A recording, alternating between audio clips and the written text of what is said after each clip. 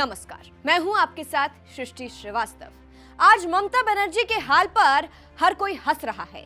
Party टूट रही है, नेता पिट रहे हैं और साथी भी छोड़ रहे हैं। कुछ कह रहे हैं कि ममता को उनके कर्म वापस मिल रहे हैं। कुछ ऐसी ही बातों को याद दिलाते हुए गृह मंत्री अमित शाह ने ममता बनर्जी को जमकर लताड़ा है और साथ ही साथ बांग्लादेशियों की कमर तोड़ने का भी प्लान बना लिया है। चलिए आपको भी बताते हैं पूरी खबर के बारे में।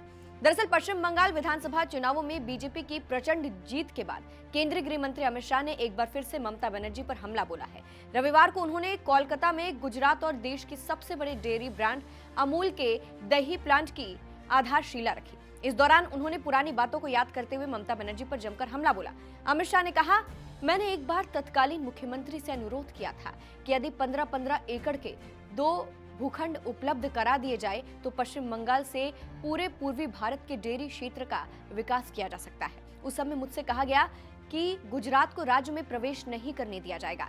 अमित शाह ने क्या कुछ कहा, सुनिए। बंगाल के किसानों के लिए बहुत बड़ा दिन है।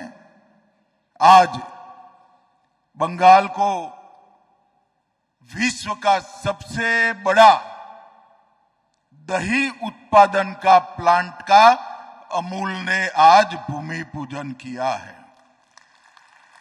10 लाख लीटर दूध उसका प्रोसेसिंग ये प्लांट के अंदर होगा। 1,20,000 छोटे छोटे दुग्ध उत्पादक पशुपालक इसका फायदा प्राप्त करेंगे। मैंने तो वैसे ही बात करा था मुख्यमंत्री जी को कि मुख्यमंत्री जी आप 15-15 एकड़ के 2 टुकड़े दे दीजिए तो हम पूरे पूर्वी भारत की दूध की उत्पादन की सारी व्यवस्था यहां से करेंगे। एक जमाना था मुख्यमंत्री को पत्र लिखते थे तो कहते थे हम गुजरात को घुसने नहीं देंगे। अरे भाई, ये गुजरात के लिए नहीं है, बंगाल के पशुपालकों के लिए है। इतनी समझ नहीं थी और परिवर्तन देखिए। मैंने गोविंदू जी को कहा, उन्होंने 30 एकड़ भूमि निशुल्क अमूल फेडरेशन को देने का मानकर यहां 2 बड़े प्लांटों का इन्वेस्टमेंट अपने यहां ला दिया है। सुना आपने किस तरह से अमित शाह ने ममता बनर्जी को लताड़ा है। इसके अलावा आपको बता दें, अमित शाह ने बांग्लादेशियों की कमर तोड़ने का भी प्लान बना लिया है। अमित शाह शुक्रवार को नई दिल्ली में बीएसएफ के अलंकरण समारोह और रुस्तमजी स्मृति व्याख्यान में मुख्य अतिथि के रूप में शामिल हुए। इस अवसर पर उन्होंने सीमा सुरक्षा, घुसपैठ, नई सुरक्षा रणनीति और जवानों के कल्याण को लेकर कई महत्वपूर्ण घोषणाएं की।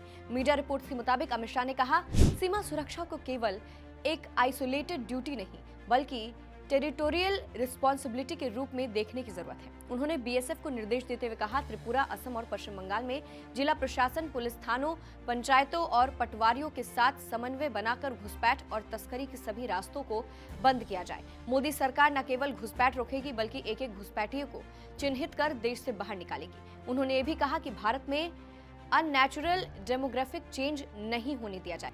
आगे उन्होंने कहा, अवैध घुसपैठ, नारकोटिक्स तस्करी, गौ तस्करी, नकली करेंसी, ड्रोन के जरिए हथियारों और नशीले पदार्थों की तस्करी जैसी चुनौतियां लगातार बढ़ रही है। मोदी सरकार ड्रोन, रडार और अन्य अत्याधुनिक तकनीकों से लैस स्मार्ट बॉर्डर प्रोजेक्ट शुरू करने जा रही है। इसके तहत भारत बांग्लादेश और भारत पाकिस्तान सीमा पर अभेद सुरक्षा और ग्रिड तैयार किया जाएगा। इसके बाद से कहा जा रहा है कि अमित शाह ने एक तरह से अवैध तरीके से भारत में घुसने वाले बांग्लादेशियों की कमर तोड़ने का प्लान बना लिया है। उन्होंने स्मार्ट बॉर्डर प्रोजेक्ट शुरू करके बांग्लादेशियों की कमर तोड़ने का प्लान बना लिया है। फिलहाल इस पूरी खबर को आप कैसे देखते हैं, अमित शाह के बयान को आप कैसे देखते हैं, कमेंट करके जरूर बताइएगा। नमस्कार।